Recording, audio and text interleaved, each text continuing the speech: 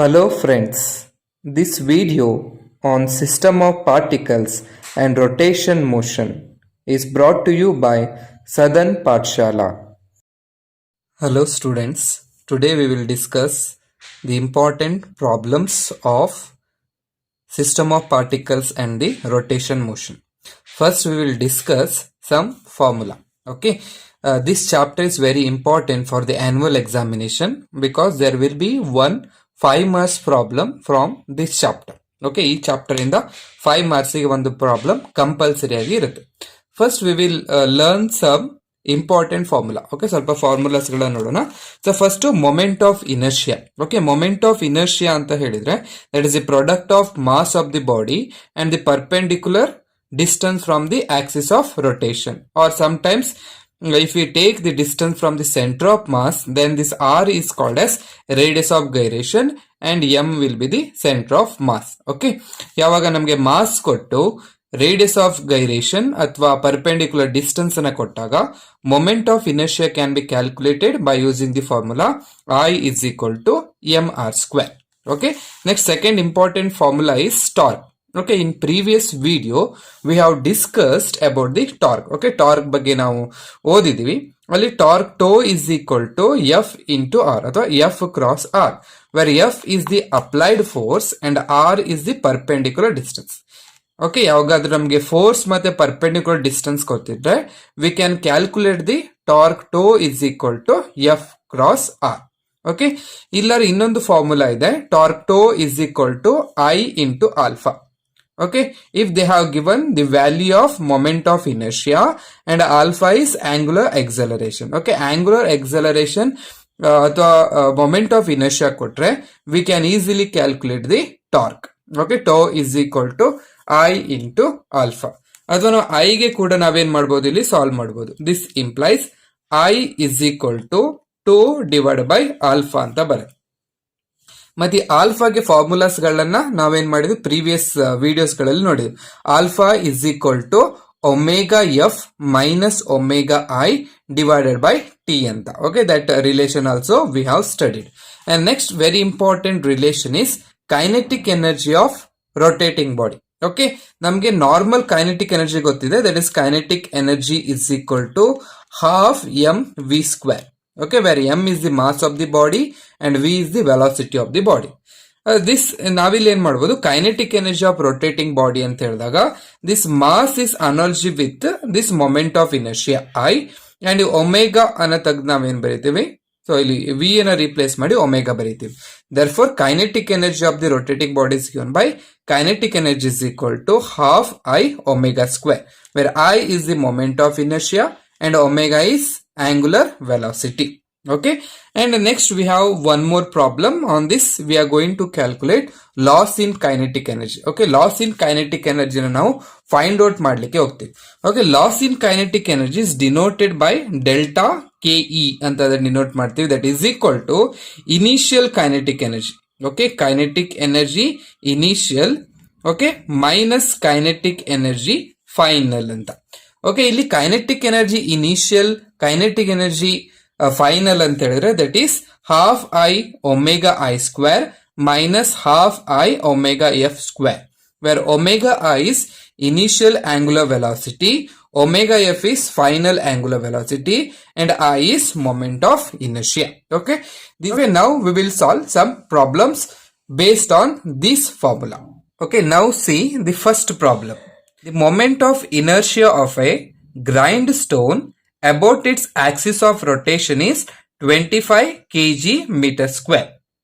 Starting from rest, it acquires a speed of 120 rotation per minute in 10 seconds. Find the torque acting on it. Okay, ಇಲ್ಲಿ problems ಅನ್ನ ಓದಿದಾಗ first ಏನ್ ಮಾಡಬೇಕು, first step is nothing but we have to write given. Okay, ಏನನ್ನು ಕೊಟ್ಟಿದ್ದಾರೆ ಅನ್ನೋದನ್ನ ನಾವು ಇಲ್ಲಿ ಬರ್ಕೋಬೇಕಾಗುತ್ತೆ. ಓಕೆ, ಫಸ್ಟ್ ಸೆಂಟೆನ್ಸ್ ಅನ್ನು ನೋಡಿದಾಗ moment of inertia of A grind stone ಅಂತ ಅಂದ್ರೆ ಅವ್ರು ಏನ್ ಮಾಡಿದ್ದಾರೆ, they have given moment of inertia. Okay, that is very important. Moment of inertia, moment of inertia I ಅಂತ ಡಿನೋಟ್ ಮಾಡ್ತೀವಿ. ಐ ಇಸ್ ಈಕ್ವಲ್ ಎಷ್ಟು ಕೊಟ್ಟಿದ್ದಾರೆ, 25 kg/m² ಅಂತ ನನಗೆ ಅಲ್ಲಿ ಕೊಟ್ಟಿದ್ದಾರೆ. ಓಕೆ, ನಾವು ಅಲ್ಲಿ ಏನ್ ಹೇಳಿದ್ದಾರೆ 120 ರೊಟೇಷನ್ಸ್ ಪರ್ ಮಿನಿಟ್ ಅಂತ.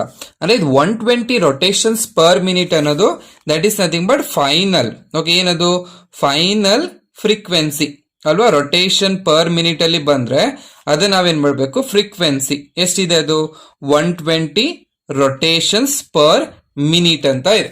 120 ರೊಟೇಷನ್ ಪರ್ ಮಿನಿಟ್. ಈಗ ನಾ ಏನ್ ಮಾಡ್ಬೇಕು, ಈ 120 ರೊಟೇಷನ್ ಪರ್ ಮಿನಿಟ್ ಅನ್ನ ಇದು ಫ್ರೀಕ್ವೆನ್ಸಿ ಇದೆ, ಅದಕ್ಕೆ ನಾ ಏನ್ ಮಾಡ್ಬೇಕು, ಫೈನಲ್ ಆಂಗ್ಯುಲರ್ ಮೊಮೆಂಟಮ್ ಮಾಡ್ಬೇಕು. ಫೈನಲ್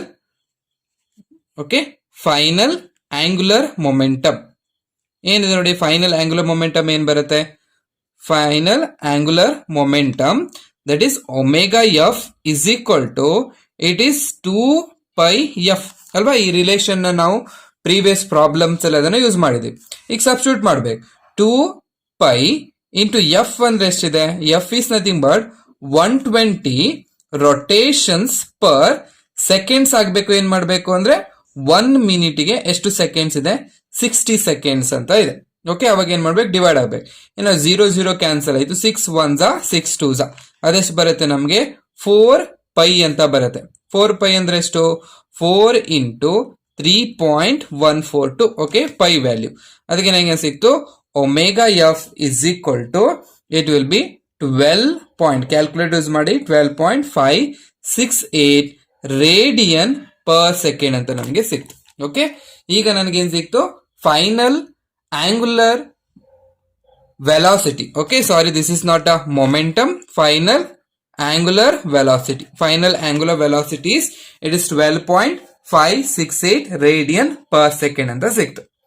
ಈಗ ನಾನು ಏನ್ ಮಾಡ್ಬೇಕು, ನನಗೆ ಅವ್ರು ಏನು ಫೈಂಡ್ ಔಟ್ ಮಾಡಕ್ ಹೇಳಿದ್ದಾರೆ ಪ್ರಾಬ್ಲಮ್ಸ್ ಅಲ್ಲಿ ನೋಡಿದಾಗ, find the torque acting on it ಅಂತ ಹೇಳಿದ್ದಾರೆ. ನಾ ಏನ್ ಮಾಡ್ಬೇಕು, torque. Okay, torque tau is equal to question mark ಅಂತ. ಓಕೆ, ನಿಮ್ಗೆ ಪ್ರಾಬ್ಲಮ್ಸ್ ಕೊಟ್ಟಿದೀವಲ್ವಾ, ಇಲ್ಲಿ ಏನ್ ಮಾಡಿದೀವಿ, so we have given formula. ನೋಡಿ, ಫಾರ್ಮುಲಾ ಯಾವ ಫಾರ್ಮುಲಾ ಯೂಸ್ ಮಾಡಬೇಕು, ಈ ಫಾರ್ಮುಲಾ ಯೂಸ್ ಮಾಡ್ಲಿಕ್ಕೆ ಆಗೋದಿಲ್ಲ, ಯಾಕಂದ್ರೆ ಎಫ್ ಕೊಟ್ಟಿಲ್ಲ, ಆರ್ ಕೊಟ್ಟಿಲ್ಲ. ಈ ಫಾರ್ಮುಲಾ ನೋಡಿ, tau is equal to I value ಕೊಟ್ಟಿದ್ದಾರೆ, ಆಲ್ಫಾ ವ್ಯಾಲ್ಯೂ ನಾನು ಫೈಂಡ್ ಔಟ್ ಮಾಡ್ಕೊಂಡೆ ಅಂದ್ರೆ I can use this relation. ಅದಕ್ಕೆ ಏನ್ ಮಾಡಿದ್ರೆ ನೋಡಿ, tau is equal to find out ಮಾಡ್ಬೇಕಲ್ಲ. Next I will write formula. Okay, formula ಏನು, tau is equal to I into alpha. ಈಗ ಬಟ್ ಆಲ್ಫಾ ಫೈಂಡ್ ಔಟ್ ಮಾಡ್ಬೇಕು. ಆಲ್ಫಾ ಏನ್ ಹೇಳ್ತೀವಿ, alpha is equal to omega F minus omega I divided by it will B T ಅಂತ. So omega F value ಎಷ್ಟಿದೆ, it is 12.568. Omega I value ಎಷ್ಟಿದೆ, 0 divide by time ಎಷ್ಟು ಕೊಟ್ಟಿದ್ದಾರೆ ಅವರು. Okay, time ಕೊಟ್ಟಿದಾರಲ್ಲ problem ಅಲ್ಲಿ 10 second ಅಂತ. ನೋಡಿ, ಇಲ್ಲಿ ಟೈಮ್ ಒಂದು ಬರ್ಕೊಳ್ಳಿ, time T is equal to 10 seconds ಅಂತ. ಏನ್ ಮಾಡಿ, ಡಿವೈಡ್ ಬೈ 10 ಮಾಡ್ಬೇಕು. ನಮ್ಗೆ ಏನ್ ಸಿಗುತ್ತೆ, alpha is equal to 1.2568 radian per second square ಅಂತ ಸಿಗುತ್ತೆ. ಓಕೆ, ಇದಕ್ಕೆ ಏನ್ ಮಾಡ್ಬೇಕು, ಒಂದು ಬಾಕ್ಸ್ ಅನ್ನು ಹಾಕ್ಬೇಕು. ಆಲ್ಫಾ ಇಸ್ ಈಕ್ವಲ್ ಟು 1.2568 ನನಗೆ ಸಿಗುತ್ತೆ. ಹಾಗಾದ್ರೆ ಟಾರ್ಕ್ ಅನ್ನ ಫೈಂಡ್ ಔಟ್ ಮಾಡಬಹುದಾ.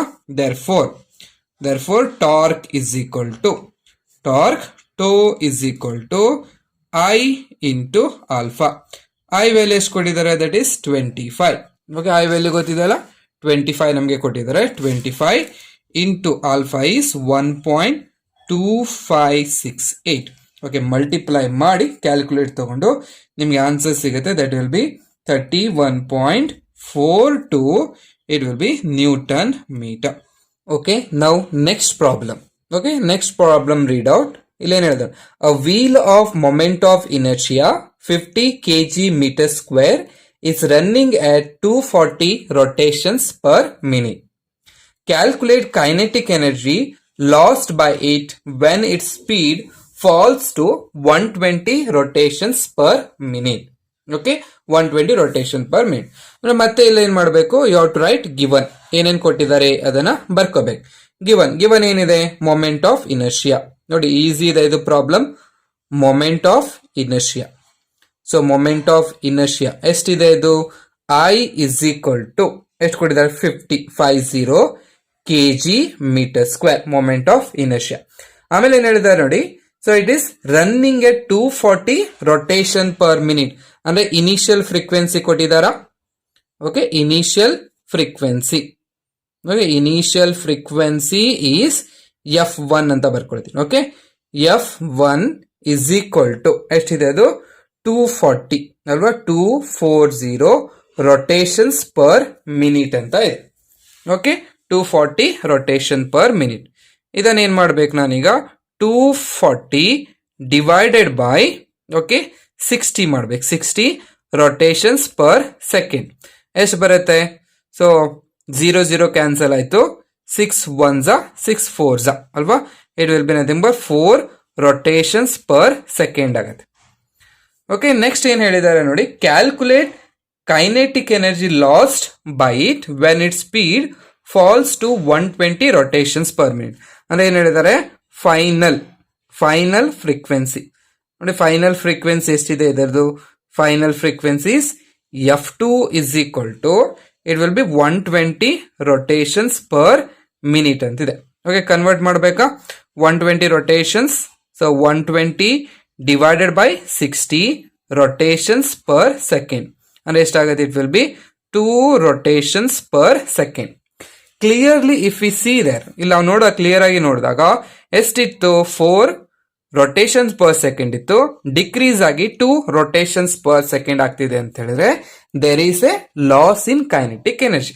ಅದಕ್ಕೆ ನಮ್ಗೆ ಏನ್ ಮಾಡಿದ್ದಾರೆ, loss in kinetic energy find out ಮಾಡ್ಲಿಕ್ಕೆ ಹೇಳಿದ್ದಾರೆ. Okay, loss in kinetic energy, loss in kinetic energy. So it is delta KE is equal to question mark ಅಂತ ಆಯ್ತು.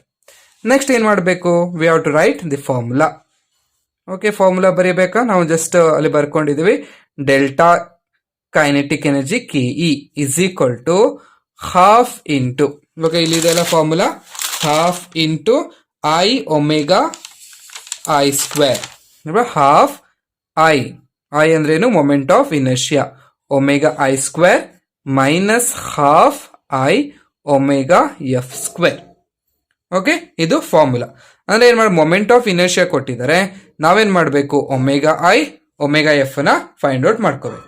ಓಕೆ, ಫಸ್ಟ್ ನಾವೇನ್ ಮಾಡ, therefore initial, okay initial angular velocity, initial angular velocity ಎಷ್ಟಿದೆ? Initial angular velocities omega I is equal to 2 pi f1.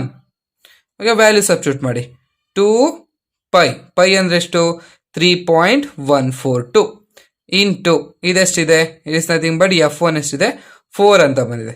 ಇದನ್ನ ಏನ್ ಮಾಡ್ಬೇಕು ನೀವು? Multiply ಮಾಡ್ಬೇಕು. ಓಕೆ, ಕ್ಯಾಲ್ಕುಲೇಟರ್ ತಗೊಳ್ಳಿ, ಮಲ್ಟಿಪ್ಲೈ ಮಾಡಿ, ನಮ್ಗೆ ಎಷ್ಟು ಬರುತ್ತೆ? 25.136 ರೇಡಿಯನ್ ಪರ್ ಸೆಕೆಂಡ್ ಅಂತ ನಮ್ಗೆ ಬರುತ್ತೆ.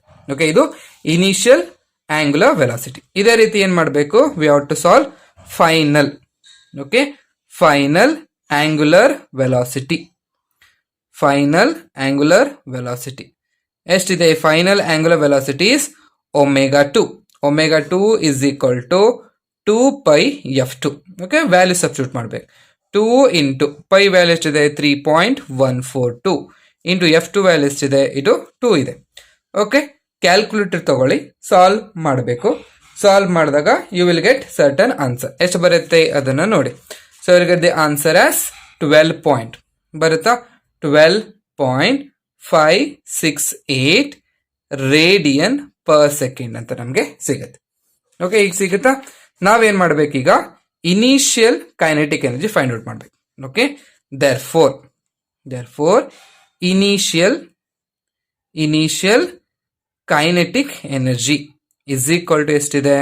Half I omega I square, that is equal to half into I value ಎಷ್ಟಿದೆ? 50 ಇದೆ. Okay, 50 into omega I value ಎಷ್ಟಿದೆ? Omega I value it is 25. Okay, ಇದನ್ನ ಒಮೆಗಾ F ಮಾಡಿ 25.136 ಹೋಲ್ ಸ್ಕ್ವೇರ್ ಅಂತ ಆಯ್ತು. ಓಕೆ, ಸಾಲ್ವ್ ಮಾಡಿದಾಗ ಫೈನಲ್ ಆನ್ಸರ್ ಸಿಗುತ್ತೆ ನಮಗೆ. ದಟ್ ವಿಲ್ ಬಿ, ಓಕೆ ಎಷ್ಟು ಸಿಗುತ್ತೆ? ಇದನ್ನು ಮಲ್ಟಿಪ್ಲೈ ಮಾಡಿಕೊಂಡು ಸಾಲ್ವ್ ಮಾಡಿದಾಗ 31,590.9248.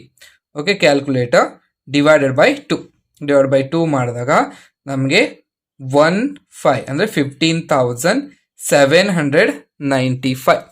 ಓಕೆ, 15,795.46 ನಮಗೆ ಸಿಗುತ್ತೆ. ಏನು ಕೈನೆಟಿಕ್ ಎನರ್ಜಿ ಅಂತ ಹೇಳಿದ್ರೆ it is will be expressed in joules. ಇದನ್ನ ಏನ್ ಮಾಡಬೇಕು, ಜೌಲ್ಸ್ ಇದನ್ನ ಎಕ್ಸ್ಪ್ರೆಸ್ ಮಾಡಬೇಕು. ಇದು ನನಗೇನಾಯ್ತು, ಇನಿಷಿಯಲ್ ಕೈನೆಟಿಕ್ ಎನರ್ಜಿ ಆಯ್ತು. ಇದೇ ರೀತಿ ನಾ ಏನ್ ಮಾಡಬೇಕು, ಫೈನಲ್ ಕೈನೆಟಿಕ್ ಎನರ್ಜಿನ ಸಾಲ್ವ್ ಮಾಡ್ತಾ ಹೋಗ್ಬೇಕು. Okay, so I will solve ನಾವು similarly final kinetic energy. A final kinetic energy, so you can solve by yourself, half I omega f square. Okay, solve ಮಾಡಿ. Okay, values ಅನ್ನ solve ಮಾಡಿ. Finally you will get the answer. Okay, ಎಷ್ಟು ಬರುತ್ತೆ ನೋಡಿ. It is 50.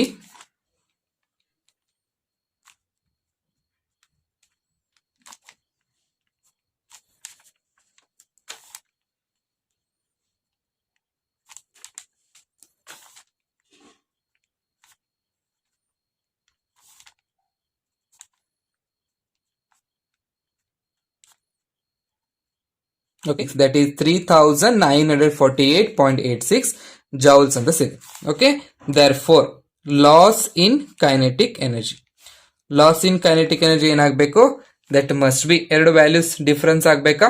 Okay, ಅಲ್ಲಿ first answer ಏನಿತ್ತು 15. Okay, so ಅಲ್ಲಿ answer ಬಂದಿತ್ತ, that will be 15,795.46 minus 3,948.86. Okay, answer ಎಷ್ಟು ಬರುತ್ತೆ ನಿಮಗೆ, 11,000. ಓಕೆ, 11,846.59 ಜೌಲ್ ಅಂತ ಬರುತ್ತೆ. Okay, this is loss in kinetic energy. Okay, please check description box for more numerical problems.